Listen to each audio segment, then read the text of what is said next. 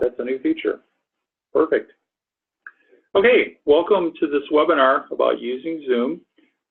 We have been using Zoom in the network now for a few years, but only piecemeal and only occasionally. I have used it to complete site visits where maybe I needed to meet with a group of kids to verify that you have leadership going. I've used it to meet with community partners, maybe because some of them couldn't meet with me on a particular day and I really wanted to touch bases with some of the folks in the community.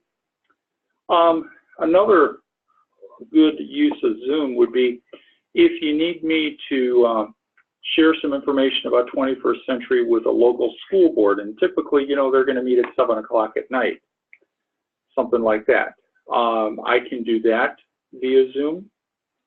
So there's a lot of really good uses for Zoom, and we're going to start making it an official tool of our toolbox for site visits.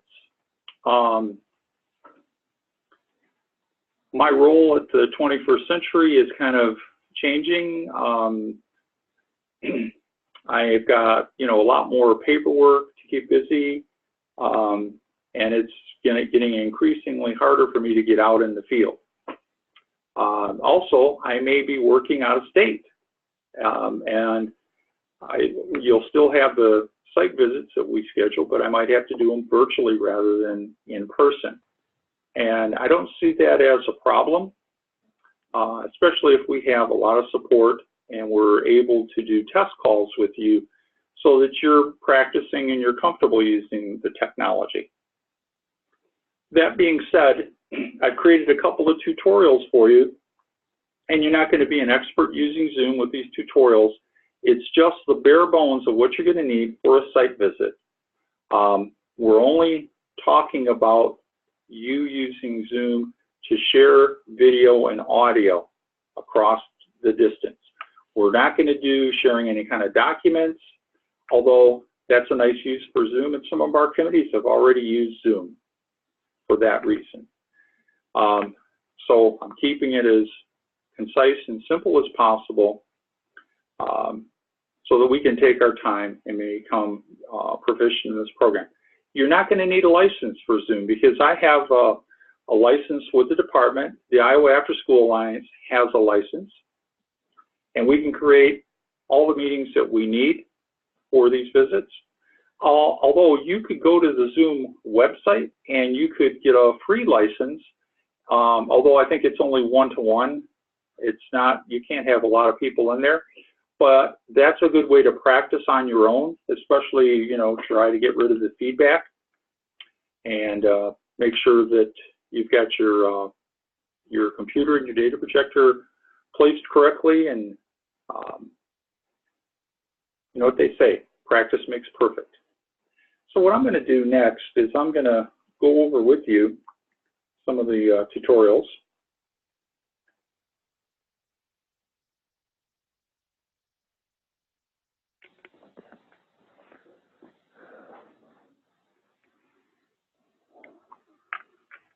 And what we're looking at now is the first handout that I created, and this is the general one for using a computer and Zoom. Zoom kind of combines Skype, FaceTime, Adobe Connect, and other web meeting products into one easy-to-use tool. And Zoom will work with your computer, your tablet, or your smartphone.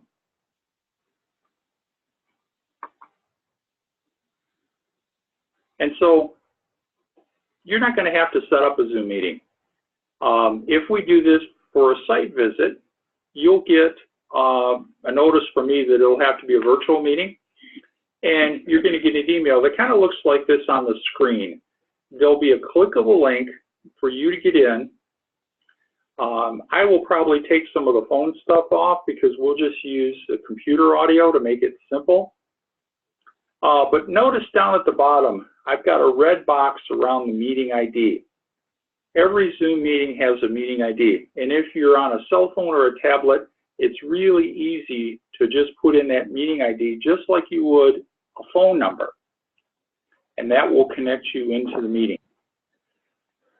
Now, Zoom's a real powerful tool, and if you have like a Polycom system, Zoom can even get into the Polycom systems. So it creates great versatility with virtual meetings.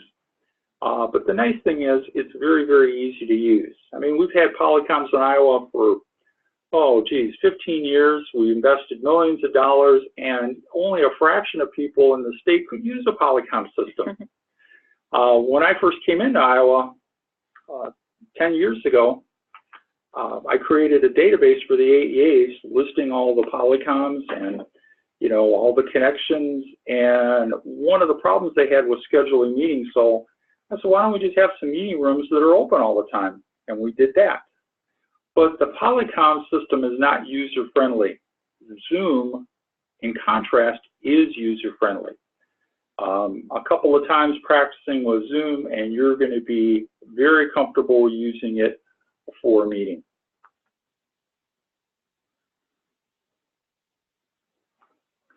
So when you click on the link on your computer, you're going to see a screen like this. Zoom's not going to start until the host opens the meeting up. So you kind of be like in a waiting room virtually.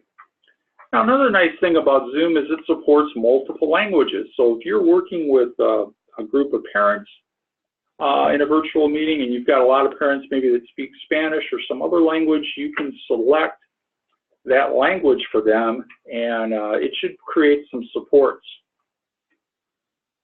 I don't know if it's going to translate it. I haven't tried that, but it might provide like subtitles for some of the things. So, or it might just change the toolbar so that somebody that speaks Spanish can navigate it. So, right in this tutorial, and you should have had one of these sent out in an email, there's a little link to a video that you can watch on Zoom, and it's just a simple one about joining a Zoom meeting. I don't think we need to watch that. You can do that on your own. Okay, down at the bottom, notice that here's a window, and it shows you the meeting ID up at the top. So anytime I have to do a Zoom meeting, I always write down that meeting ID. Just because we have some Zoom meetings at the department now, we've been doing it for a couple of years. And if we can do things at the department with Zoom, you guys out in the field should be able to do a much better job. But anyway, you can get in with your cell phone. You just download the Zoom app. Or if you've got a tablet, you can get into Zoom with that meeting ID. It's really, really simple. Another thing that Zoom allows is there's a chat window, kind of like Adobe Connect. But we're not going to use the chat for site visits. We want to do, audio conversation and video so that people can see me, and then I can see the folks out at the visit. And actually, we did this. We've done this before for a couple of meetings that I couldn't make.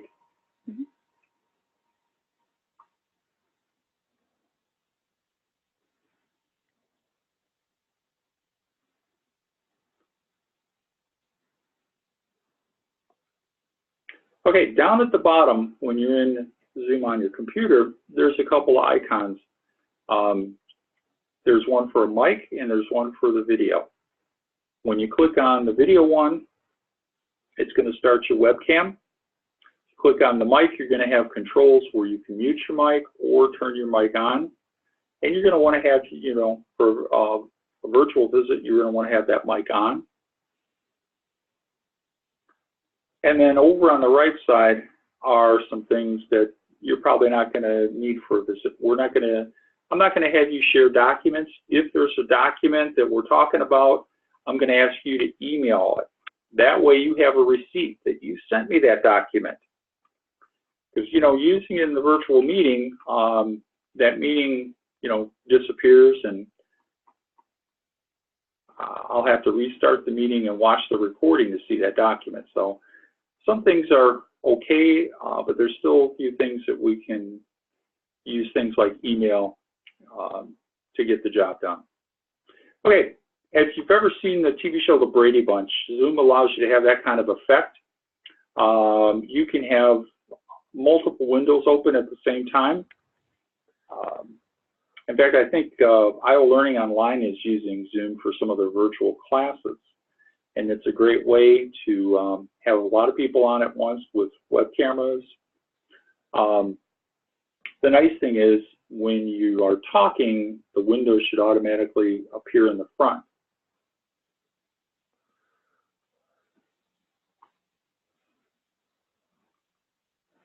So again, practice makes perfect. You're going to need to practice with this.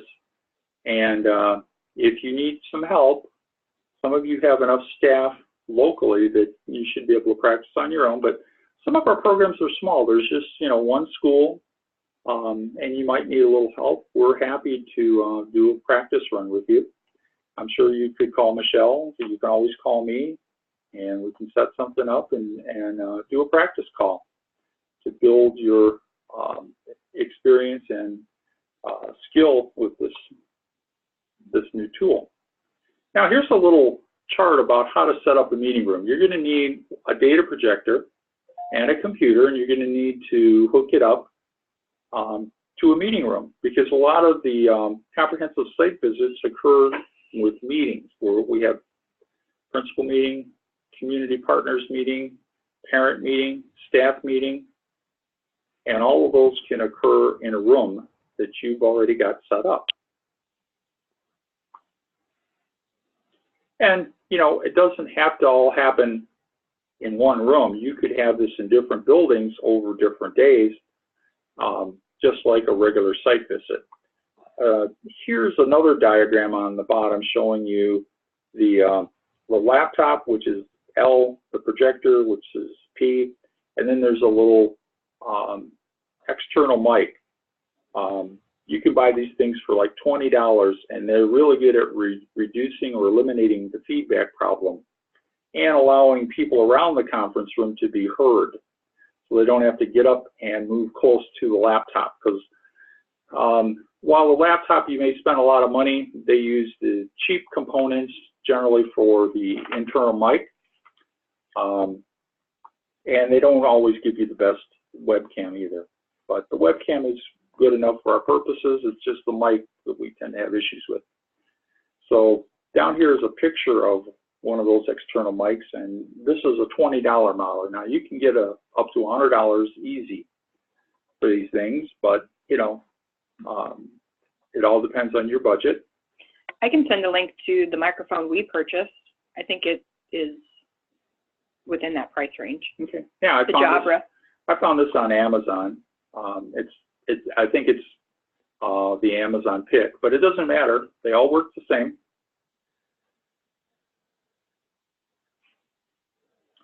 So now, if you're in a conference room and you've got more than one device connecting to the meeting, make sure that you only use one device that has the microphone on, and everything else, turn off, mute the audio part of the devices so that you're not getting the feedback that we had starting this meeting.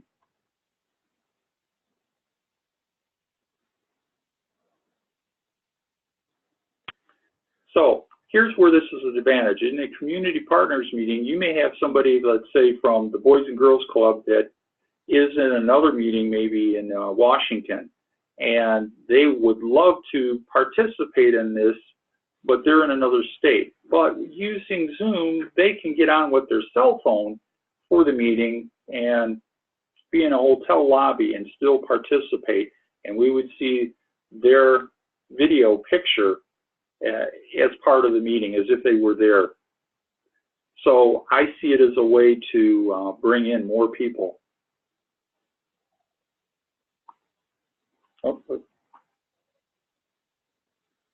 And here's a little checklist for you that should help so that you're taking care of these things.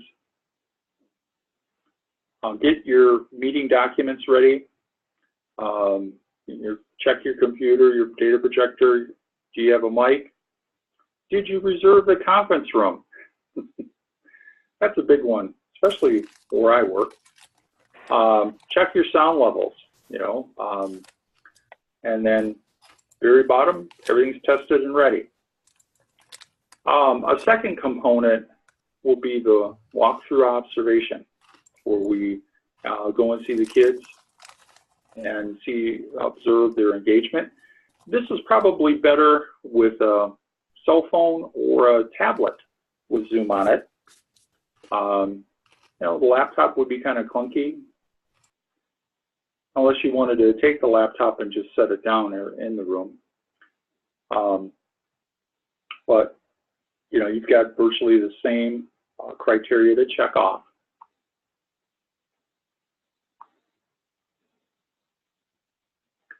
And then here's a little diagram about connecting to your data projector. And generally, you can connect with a VGA, but, you know, with technology changing now, you can connect to some of these projectors with USB, HDMI, some of them are wireless.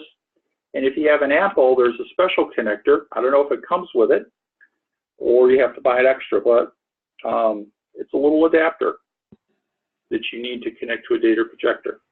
Usually you have to buy that. Oh, okay. Well, yeah. See, Apple's a little bit too expensive for me. Although you know, I have seen them.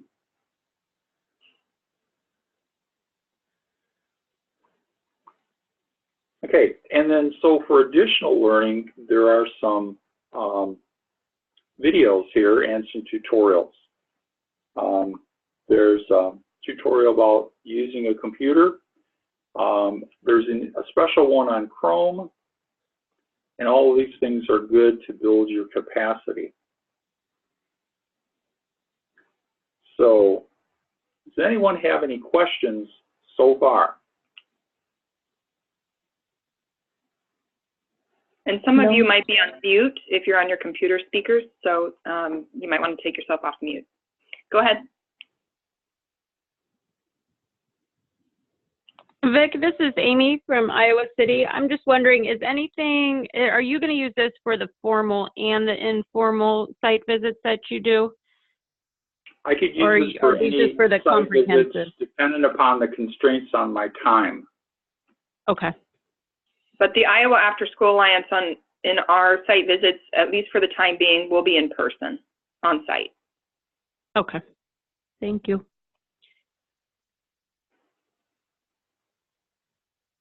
Good question.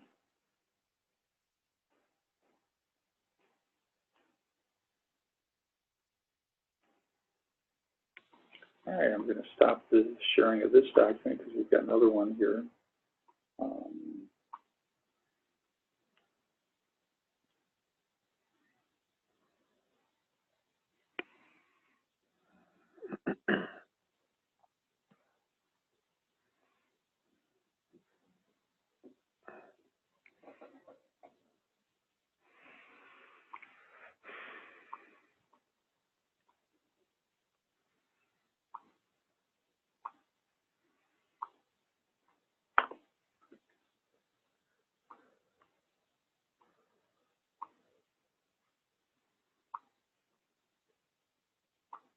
Yeah.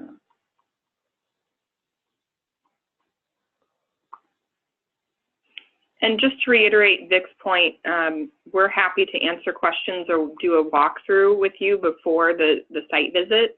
And Vic's time might be a little bit more tight than ours, so we're happy to help do a run through before Vic is scheduled.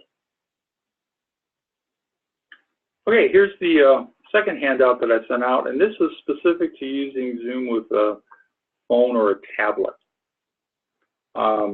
It's a free download. It's available for either Android or Apple. And I'm just showing you the picture for Android. It's very similar if you go to the App Store.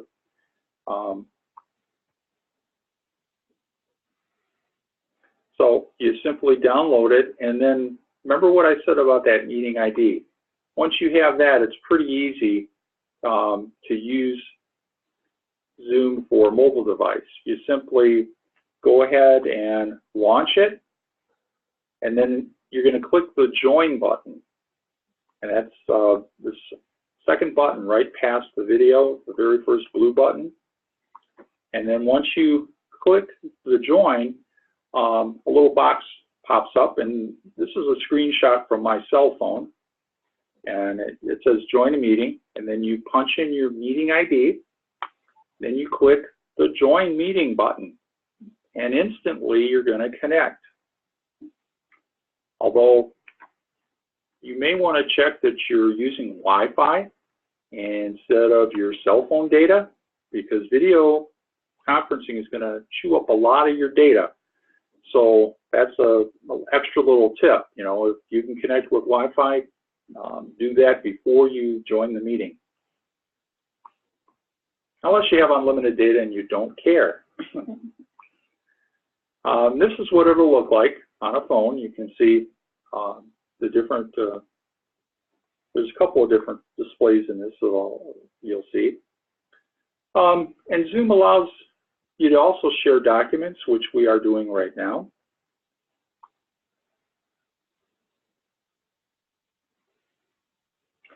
And then after you join the meeting, there's a little video button that you can click on if you want to be able to share your video.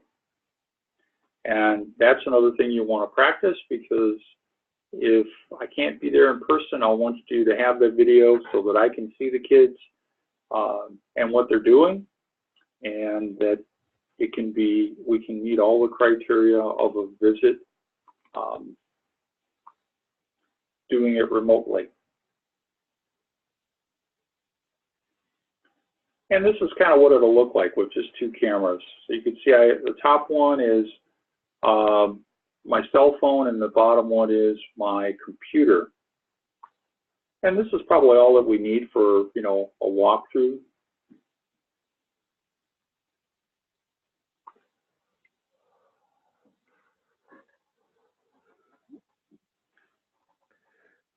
So this is a very easy tool, and at the very bottom there's a link to a YouTube video about connecting Zoom on multiple different devices. So I think this will help so that you know, we can still do our visits as we need to, and we can still be moving forward in 21st century with our visits. We are planning to use this for the ad hoc committee that's going to be looking at a new data system. Since we have 3 different data systems, what I want to do for an upcoming meeting is use Zoom and have each system displayed by sharing the screen and showing you how they can create a couple of different reports. That way you'll be able to see in real time how easy each system is and the process for creating reports. So I see Heidi and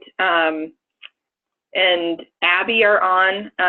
We'd like you to do a demo of your system. So if you could put March 27th on your calendar, if possible. I'll follow up with you individually about that. But you're on, so I might as well tell you. Yep. So I was thinking Des Moines, Sioux City, and Burlington. Though that represents 3 different systems that we're using across the state. And that way, it's going to give a ton of information to everybody that's on the committee. Because, you know, if it's not easy and user-friendly to create reports, then that's not a system we should be bumping up to statewide. And what was interesting is I had asked everybody with a different system to create a report for me, and I thought it was interesting that some folks could create it very easily, and I got the information right away. Some folks said that it was a challenge, and they needed a couple of days to figure, you know, how to do this. So that's why we need to share this information out in real time. I have a question about the training, or not the training, but the site visits. Will you be originating the meetings most likely? Oh, yeah, I I have my own license, and I can, set up any kind of meeting. Great. And with Zoom, we can set them up way in advance, and we can have it reoccurring for a site visit. So if, for example, something happens, we don't get the meeting done, we can use the same credentials, that same meeting ID and link can be used for more than one meeting.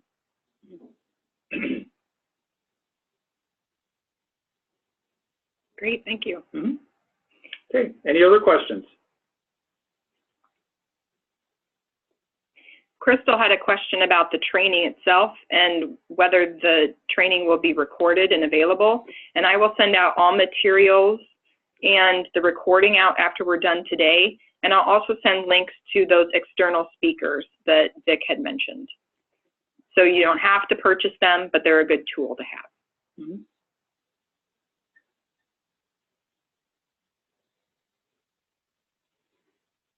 Great. Well, like I had mentioned, I'm free. Our team is pretty well versed in Zoom, although I learned a few things about getting on via tablet or phone today. We're happy to do a run through. You're also free to use this for committees.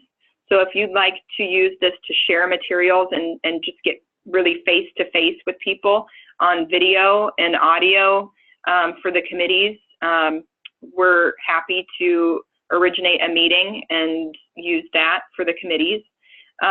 If you don't want to purchase a license and you'd like to use our technology for trying out this technology for a meeting, just let me know and we can try to set up a meeting on our Zoom. We're happy to do that. So we'd like to encourage you to use this technology as you see appropriate and useful for your program. So just let us know where we can be helpful.